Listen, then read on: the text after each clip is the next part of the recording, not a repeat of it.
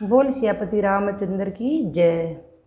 आज तक मैं रामायण का पाठ शुरू कर रही हूँ और आपने पूरी रामायण पढ़ के सुनाऊंगी, जिसमें 8 कांड हैं।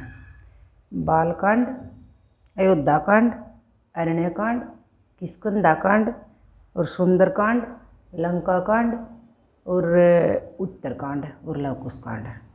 मैं सारे अपने पढ़ के सुनाऊंगी, राम जन्म से लेके इसकी आखिरी तक का क्या होया सारा लंका का जो जलाना और शुरू से मैं आखिरी तक आपने सुनाऊंगी, राम जन्म से लेके उसका आखिरी तक। तो अगर आपने रामायण का पाठ सुनना है तो आप मेरे चैनल ने सब्सक्राइब कर दियो, क्योंकि चैनल सब्सक्राइब करने के बाद ही आपके पास अगले भाग की नोटिफिकेशन आएगी। आपने बेरा लगेगा कि भी अगला भाग मैंने डाल दिया। जिस बहन भाई ने भी रामायण का पाठ सुनना है तो मेरे चैनल ने सब्सक्राइब कर दियो, और पाठ कैसा लगा यो कमेंट करके मैंने ज़रूर बता दियो, और मेरे चैनल ने सब्सक्राइब कर दियो, लाइक कर दियो और कमेंट कर दियो। कि हम रामायण का पाठ शुरू करा। बोल सियापति रामचंद्र की जय। बोल पवन पुत्र हनुमान की जय।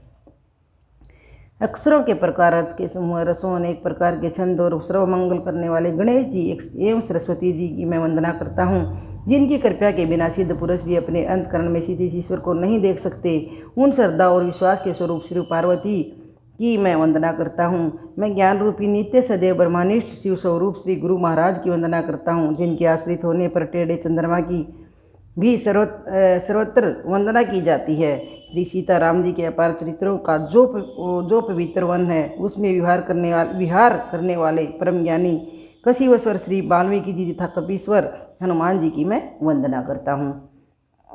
मैं उत्पत्ति स्थिति में एवं संहार करने वाले, क्लेशों का नाश करने वाले तथा सब प्रकार से कल्याण करने वाले श्री रामचंद्र जी की प्रियतमा सीता जी को भी नमस्कार करता हूँ।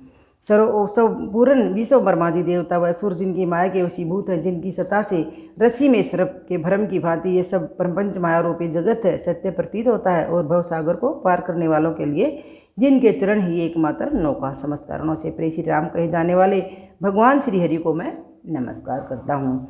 18 पुराणों तथा उन पुराणों वेदों और 6 शास्त्रों के समस्त वाल्मीकि रामायण में वर्णित तथा अन्यंतर से भी प्राप्त श्री रघुनाथ जी की कथा का अपने अंतकरण के सुख हेतु तुलसीदास अति मनोहर भाषा रचना में विस्तार से वर्णन करता हूँ, जिनके स्मरण मात्र से ही सिद्धियाँ प्राप्त होती हैं, जो गुणों के अधिपति और सुंदर हाथी के मुख वाले हैं, बुद्धि के समूह और गुणों के भंडार वे श्री गणेश जी मेरे ऊपर कृपया करें।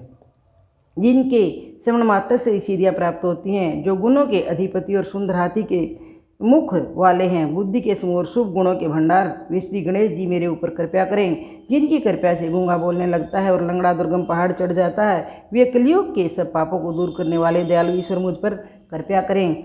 नील कमल के समान श्याम वर्ण और जिनके नेत्र पूर्ण खिले हुए लाल कमल के समान, जो सदैव श्री सागर में शयन करते हैं, वे श्री नारायण मेरे हृदय में वास करें। कुंद के पुष्प और चंद्रमा के समान देवालय पार्वती के साथ विहार करने वाले, दया के सागर दीनों पर अपार स्नेह रखने वाले, कामदेव का मर्दन करने वाले श्री शंकर भगवान मेरे ऊपर कृपया करें। मैं उन गुरुदेव के कमल रूपी चरणों की वंदना करता हूँ, जो दया के सागर और मानव रूप में श्रीहरि ही हैं, तथा जिनके वचन मोह माया रूपी महा अंधकार का नाश करने के लिए सूर्य किरणों के सदृश हैं। मैं श्री गुरुदेव जी के चरण कमलों को धूल की भी वंदना करता हूँ, जो सुरुचि रूप सुगंध युक्त है तथा अनुरागी रूपी रस से पूर्ण है। वह संजीवनी बूटी का सुंदर चूर्ण है, जिसे समस्त रोगों के परिवार समूह का नाश हो जाता है। वह रज धूल सकर्ती रूपी शिव के शरीर की निर्मल विभूति, जो कल्याण और आनंद की जननी भगत के मन रूपी दर्पण के मैल को दूर करने वाले तथा मस्तक प्रदान करने वाले से गुण समूह को वश में करने वाले हैं। श्री गुरुदेव जी के चरण नख और प्रकाश मणियों के प्रकाश के समान, जिसके स्मरण मात्र से ही हृदय में दिव्य दृष्टि उत्पन्न हो जाती है, वह प्रकाश मोह रूपी अंधकार को दूर कर देता है। वह प्रकाश जिसके हृदय में आ जाता है, वह बड़ा भाग्यवान होता है। उस प्रकाश के हृदय में आते ही निर्मल नेत्र खुल जाते हैं तथा संसार रूपी रात्रि के क्लेश दोष दूर हो जाते हैं। श्री रामचरित रूपी मणिक्य गुप्त या प्रकट रूप से जहाँ जिस खान में है, वे सब दिखाई देने लगते हैं। जैसे साधक सिद्ध और सुजान व्यक्ति सिद्ध अंजन को नेत्रों से लगाकर पृथ्वी और पर्वतों के भीतर कौतुक से नाना प्रकार की खाने देखते हैं, उसी प्रकार श्री गुरुदेव के चरणों की रज कोमल व सुंदर नयनों के लिए अमृत के समान है, जो नेत्रों के समस्त दोषों का नाश कर देने से सक्षम है। मैं उसी अंजन से अपने विवेक रूपी नेत्रों को निर्मल कर संसार रूपी बंधन से मुक्त कर देने वाले श्री रामचरित का वर्णन करता हूँ।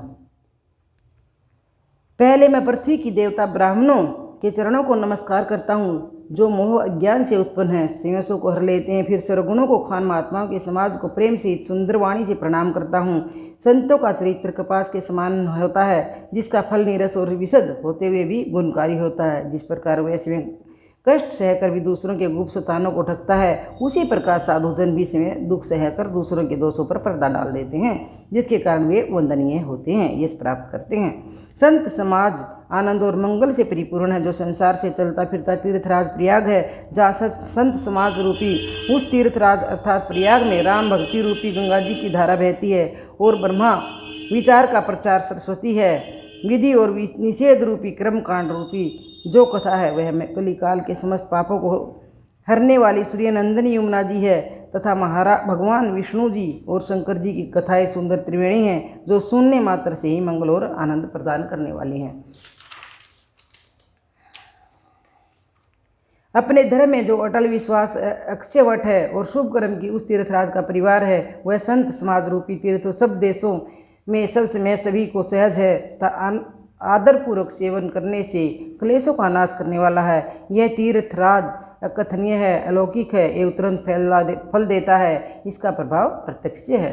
जो लोग प्रसन्न मन से संत समाज का उपदेश सुनते हैं और समझते हैं, तब फिर बड़े ही अनुरागपूर्वक उसका मन करते हैं, वे मन में मगन होते हैं। वे शरीर के रहते ही धर्म अधर्म का मोक्ष चारों फल प्राप्त कर लेते हैं। इस तीर्थराज में स्नान करने का फल तुरंत दिखाई देता है। इस स्नान से कोए कोयल और बगुले हंस बन जाते हैं। ये सुनकर कोई अचरज न करे, क्योंकि सत्संग की महिमा छिपी नहीं है। वाल्मीकि, नारद और अगस्त्य ने अपने अपने मुखों से अपनी होनी कही। जल, थल और नभचर अनेक प्रकार के जड़ चेतन जीव इस संसार में हैं। उनमें से जिसने भी और जिस प्रकार भी बुद्धि की रीति सद्गति विधिवती और नेकी प्राप्त की है, उसे सत्संग का ही प्रभाव समझना चाहिए। वेद और लोकों में भी इनकी प्राप्ति का दूसरा कोई उपाय नहीं है। बिना सत्संग के विवेक नहीं मिलता, और राम कृपा के बिना सत्संग सुलभ नहीं होता। सत्संगति कल्याण की जड़ है, सत्संगित सिद्धि ही फल है, बाकी सब साधन तो मूल मात्र हैं। सत्संगी पाकर सट बुद्धि अर्थात दुष्ट भी सुधर जाते हैं। जिस प्रकार लोहा पारस के छूने से सोना बन जाता है, किंतु कई बार दैवेज्ञों से सज्जन पुरुष भी कुसंगति में पड़ जाते हैं। जब ऐसा होता है तो सर्प की मणि के समान वे वहाँ भी अपने ही गुणों का अनुसरण करते हैं, अर्थात दुष्टों का उन पर कोई प्रभाव नहीं पड़ता। ब्रह्मा, विष्णु, महेश, कवि और पंडितों की वाणी भी संत महिमा का वर्णन करने में संकोच करती है। संत संगति की महिमा कहते सकुचाती है, फिर उस महिमा का वर्णन मैं कैसे कर सकता हूँ। मेरे लिए यह कार्य वैसे ही संभव है जैसे साग भाजी बेचने वाला मणिमणियों के गुण समूह का वर्णन नहीं कर सकता।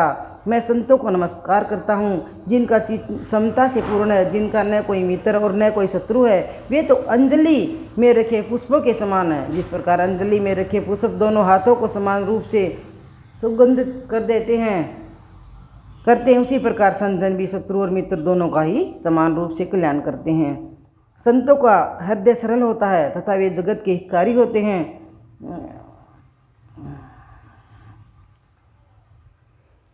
उनके ऐसे स्वभाव और स्नेह को जानते हुए मैं अपनी उनसे विनती करता हूँ कि मेरी इस बाल विनय को सुनकर तथा मुझ पर कृपया करें, मुझे श्री राम के चरणों में प्रीति दें।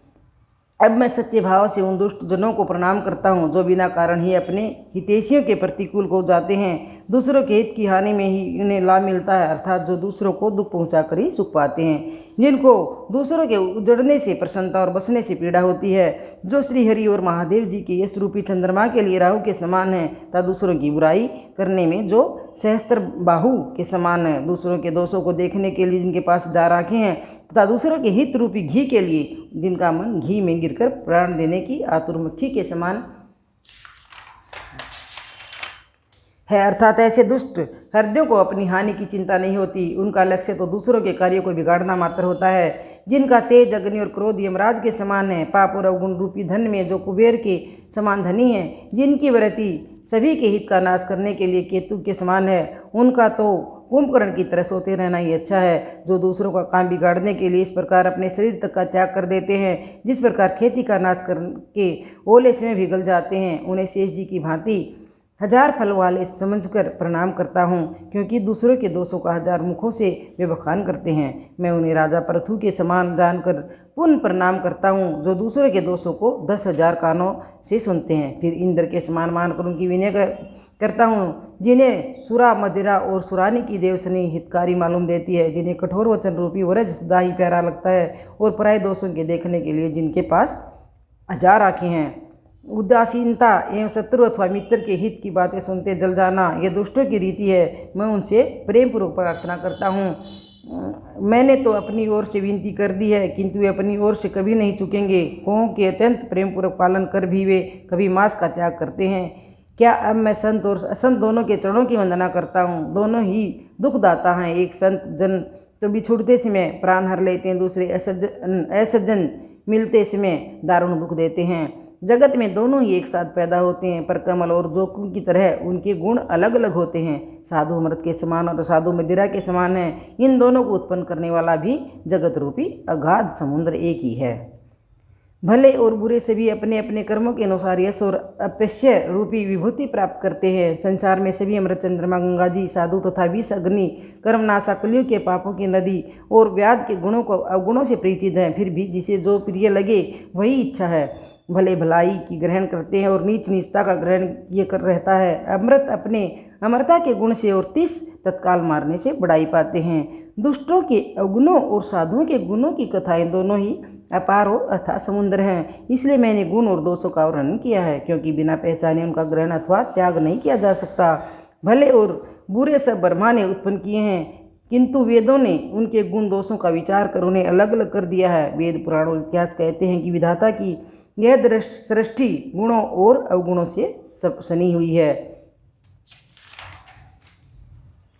बोल सियापति रामचंद्र की जय। यह मेरा पहला दिन था और आपने मेरी ये रामायण का पाठ कैसा लगा आप कमेंट करके ज़रूर बताइए। और आगे पूरी रामायण सुनने खातर आपने सब्सक्राइब करना पड़ेगा। सब्सक्राइब थे आपने फिर को मैं नोटिफिकेशन मिलेगी, अपना पता लगेगा कि भी अगला भाग आ गया। तो बोल सियापति रामचंद्र की जय। दूसरा भाग कल।